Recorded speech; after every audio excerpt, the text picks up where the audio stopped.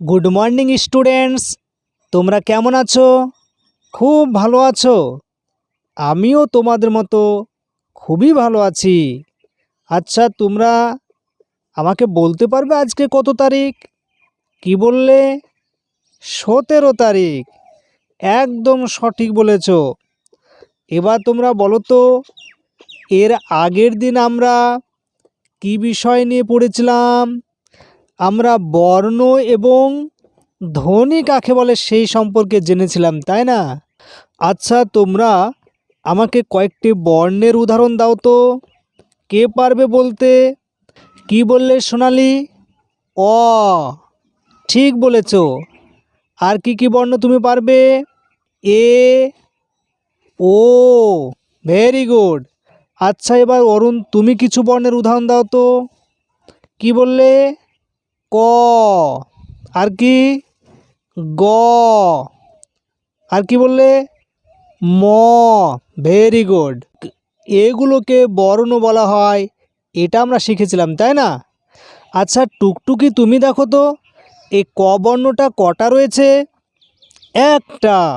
আচ্ছা টুকটুকি, এবার তুমি ক বর্ণটাকে টেনে টেনে উচ্চারণ করো। কি বললে? ক।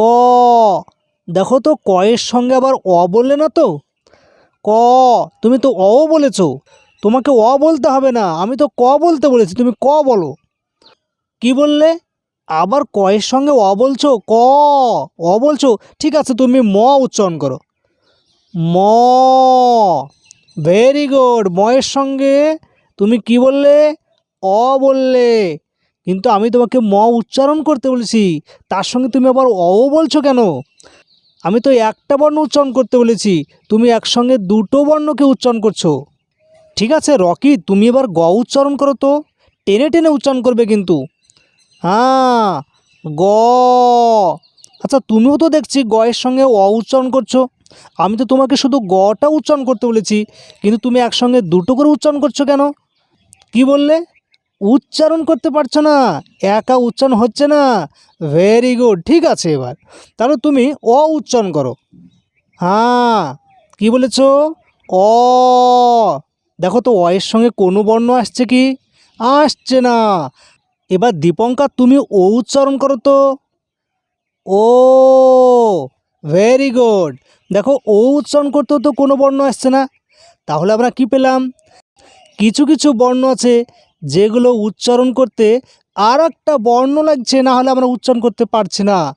আবার কিছু কিছু বর্ণ আছে যেগুলো উচ্চারণ হতে কোনো বর্ণের সাহায্য নেয় না, নিজেরাই তো উচ্চারিত হতে পারছে, তাই না?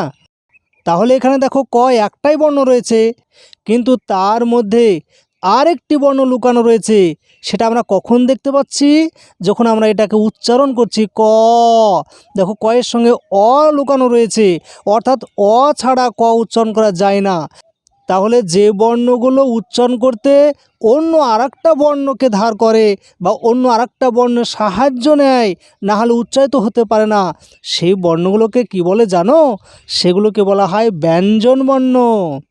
আর যে বর্ণগুলো নিজেরাই উচ্চারিত হতে পারে, অন্য কোনো বর্ণের সাহায্য নেয় না, সেগুলোকে বলা হয় স্বরবর্ণ।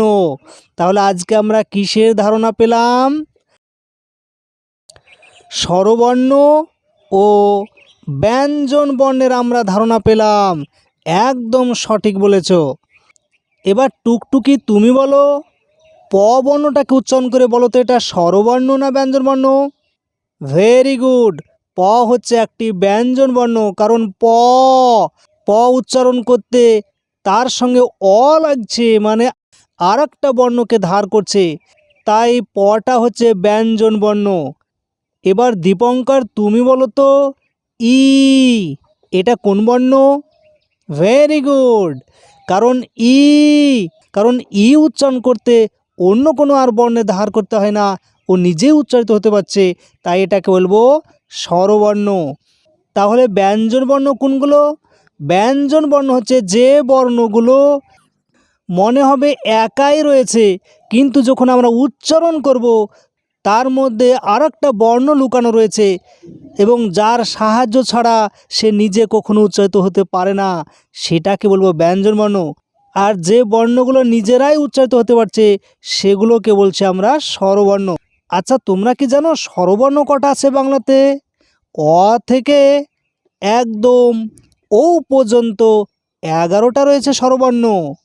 আর ক থেকে চন্দ্রবিন্দু পর্যন্ত 39টা রয়েছে ব্যঞ্জনবর্ণ।